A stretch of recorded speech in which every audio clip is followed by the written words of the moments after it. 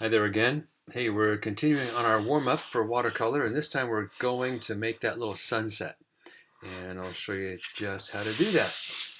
So we have our paper ready to go, traced. Remember, labeled over here. But first we have to make our colors. And I've made these before, but since we've had some experience, you guys know what's going on here. We're going to make all these colors darker than what we think we need because we're going to be adding these colors to water. It's a wet on wet technique.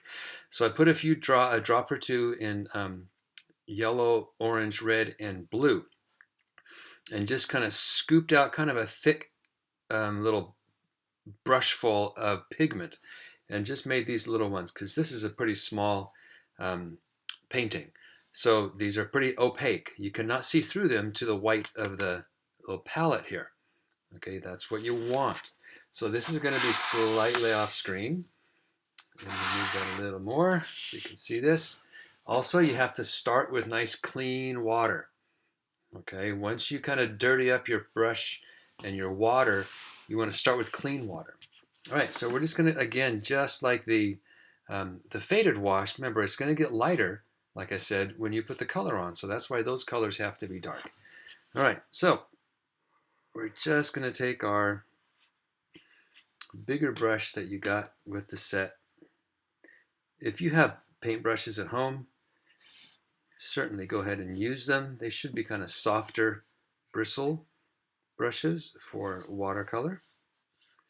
And we're going to just give it a nice healthy coat of water here. If you go outside the lines a little bit. Now, notice I'm going over the top of this little piece of landscape, that silhouette of a landscape. It's because it's okay if those light colors go over that line. We're going to go back over it in black, as you saw. So I have to move this thing around and see if I missed any spots. Get that reflection. Can I get it for you? Yep, there's some reflection. That's the kind of stuff you're looking for right there. Make sure you don't have so much water that it looks like it's going to drip off. If it does, that's fine. Just keep moving that water around softly, real softly with the pressure. You don't want to scar up the paper until that water starts to kind of soak in. And it's watercolor, you might be learning, is kind of a hurry up and wait medium. You need to hurry up and put the water in and then wait for the water to get soaked in, and then hurry up again to do the painting right when the water's at the right level. Okay, so that's getting pretty close. I can tell it's kind of soaking in and it's still moving a little bit. Okay, see there's still some shine on it. There it goes. Okay, now I'm going to take the yellow. Watch how fast this goes, you guys. Don't overpaint. I'm just going to go streak with yellow. Now I'm done with the yellow. Maybe I'm going to grab some color right out of the palette, right out of the pad. Okay, there's my yellow. That really moved a long way. Maybe I didn't wait for the water to soak in. I'm going to do orange right next to it. Like basically right on top of it. Just a couple little streaks like that. That's it. Now I'm going to clean up, do some red, basically touching the orange, just a couple of little dashes. Don't keep painting. Leave that alone. That's the key. Now we're going to have an empty place. Don't worry, we're going to move this around. We're going to keep that space empty right there. I'm going to grab the blue and just kind of hit a couple little streaks of blue across the top. They're kind of separate like that. Now you're done with the brush. For the most part, we might have to soak up some water. Now I hope I keep this on camera the whole time. See, now we're going to let the water slowly move the paint around. Now I'm going to let the blue come down toward the yellow. We don't want to make green, but I'm not going to let it touch it quite. Oh, almost got it. Okay, I'm going to use the brush. I'm going to clean the brush out and hit it with my paper towel and just kind of move that blue across the top.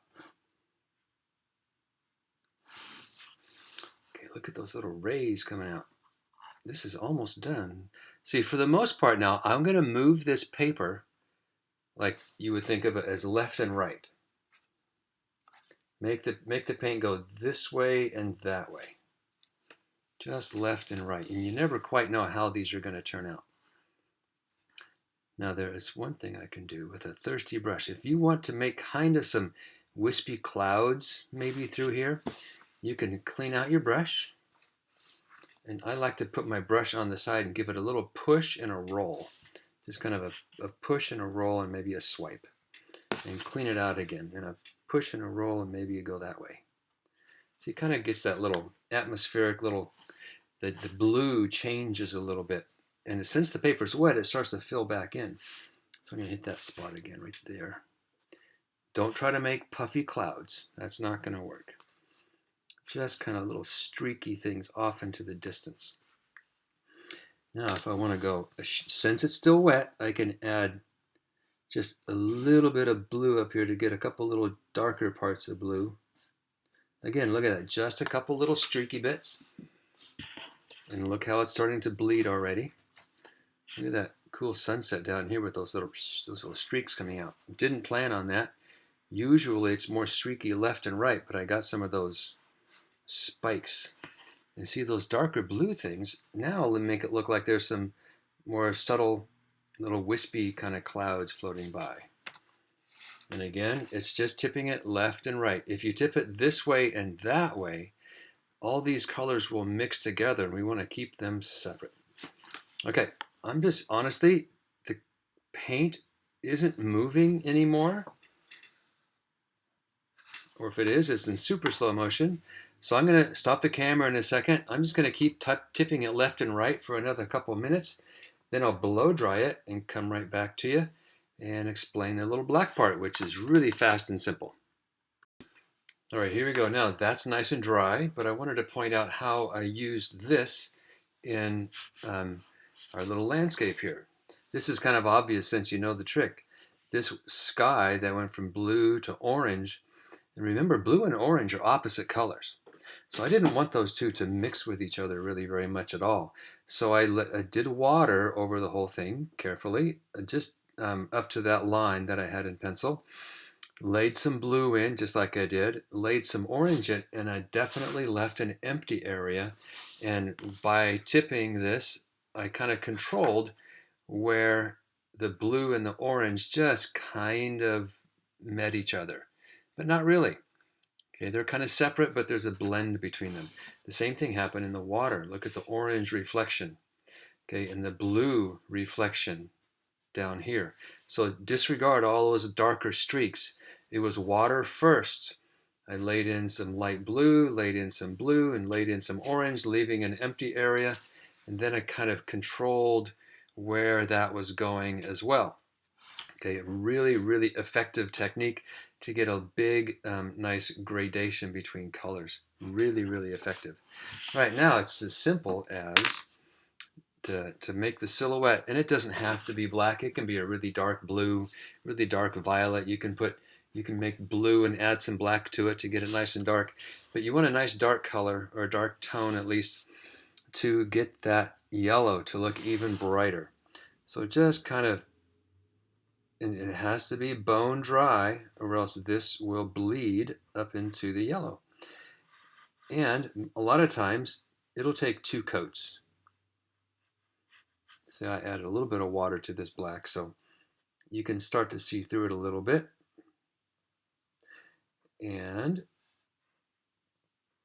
that is all there is to that. Keep plenty of paint in your brush so you don't run out. And I will put another coat of black on that, but not until that one is bone dry. And when I do, I'm just going to try to go right over it quickly, just kind of quickly without scrubbing, because it will just lift up that paint that's already in the paper. And then after that dries, you're through with your sunset. Well done.